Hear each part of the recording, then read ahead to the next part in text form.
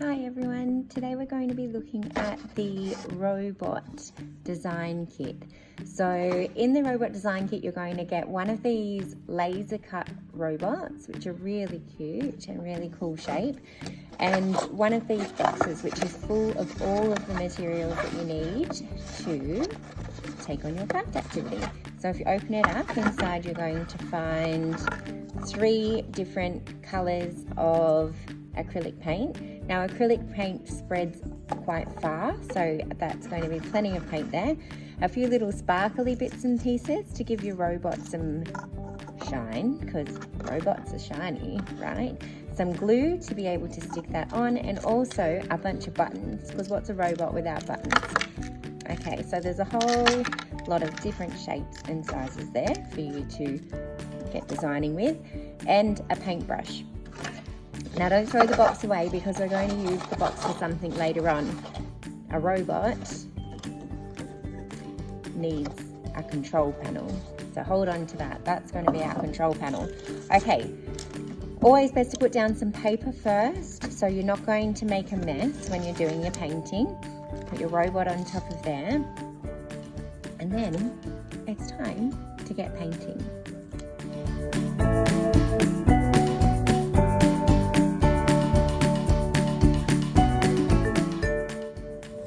Something that I forgot to mention before I started was you've got, with your colours here, you've got the primary colours.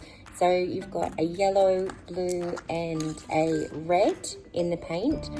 Hold on to the lids of those, and when you are looking to create a different colour, if you're looking to create a different colour, all you need to do is a little bit of mixing of your colours, and you've got a new colour there. Also, something that you need to get before you get started, and I've forgotten to do, is a cup of water. So bear with me while I get that. I find it's always a good idea to get yourself some paper towel, or even an old dishcloth or tea towel or something as well. So once you've rinsed off all of that colour, you want to make sure you get it really clean, so you're not mixing all of your colours together. You give it a wipe on the side to get any of the excess water off, and then you dry your paintbrush on the towel. And you can see when you're drying it if it's clean or not. So I know that my water's clean, and I'm ready to go into my next colour.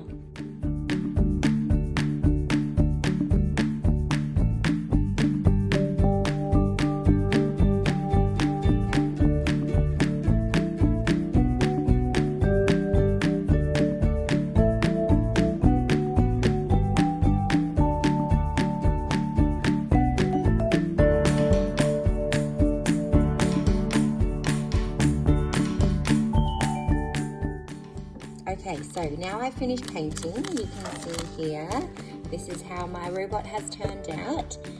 Now, got to remember that this is your design, so you can just stick with one colour. You can make it as many colours as you like. I've added in some little zigzags here and painted different parts of his body in different colours.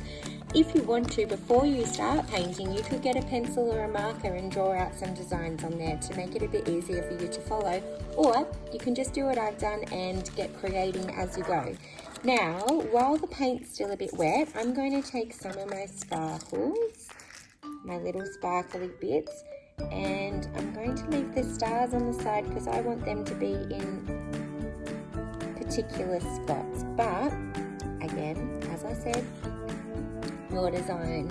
You do whatever you feel is going to be best for your robot. And then while the paint's still wet, I might just pour these into the lid so it's a bit easier for me to get.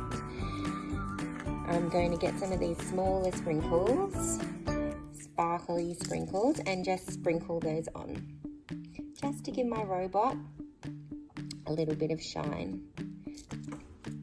Because most robots that I've seen are shiny. If you don't want to use your sprinkles or sparkles for this, that's fine. You can hold on to them and use them for your control panel, or you can use them for different crafts later on. So you can see I've added some sparkles to my one there.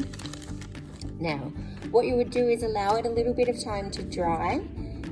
If you want to dry it faster, you can get yourself a hairdryer and dry it with the hairdryer, which is what I might. Actually, mine's fairly close to dry already, so I might just continue on and add a few buttons to mine.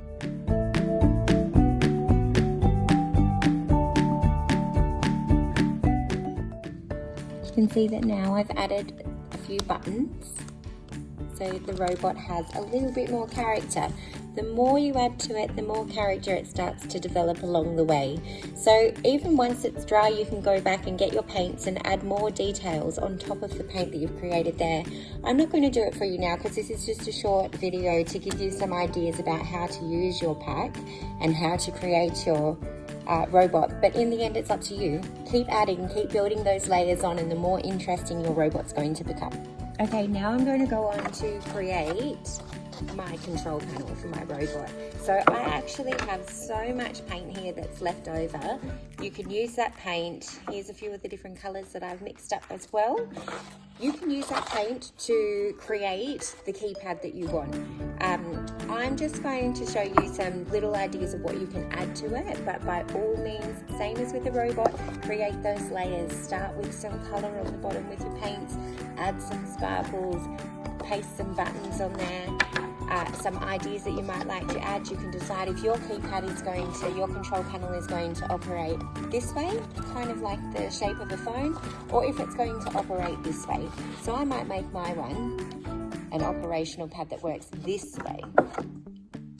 I'm going to, on this side, create a direction panel so I can steer my robot. Now again, you might want to use a marker to create these pictures on your control panel and then get your paint and fill them in.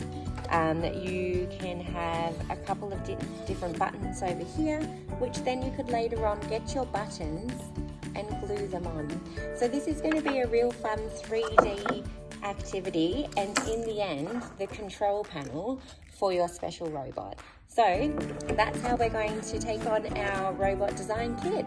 If you're looking to get one, you can jump online and find it on there. Thanks for watching along, guys. I hope you enjoy the activity. Bye.